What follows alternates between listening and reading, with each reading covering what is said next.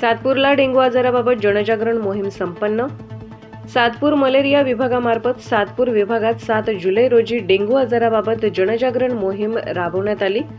तसेच ढास प्रतिबंधात्मक औषध फवारणी व धूर फवारणी करण्यात आली।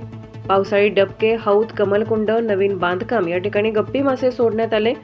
नवीन बांधकाम धारकांना कुठलीही काळजी घेत नसल्यामुळे दंडात्मक कार्यवाही करण्यात आली। तसेच डासांच्या उत्पत्तीबाबत पत्रके वाटण्यात आली। लाऊडस्पीकरद्वारे जनजागृती केली। या मोहिमेत सातपूर विभागातील सर्व मलेरिया विभागाचे कर्मचारी व अधिकारी यांच्या वैद्यकीय विभागातील आशा वर्कर व डॉक्टर यांनी सहभाग घेतला होता। डास उत्पत्तीचे प्रमाण वाढू नये यासाठी गप्पी मासे सोडण्यात आले। सदर ठिकाणी औषध फवारणी करण्यात, घरातील फ्रीज तपासण्यात आले, धूर फवारणी करण्यात आली। प्रभाग क्रमांक 8 supreme fortune developer Anandvali Gangapur road यांना डासांची उत्पत्ती होण्याचे ठिकाण आढळल्यामुळे तसेच त्यांनी काळजी न घेतल्यामुळे त्यांना 10,000 रुपयाचा दंड करण्यात आला।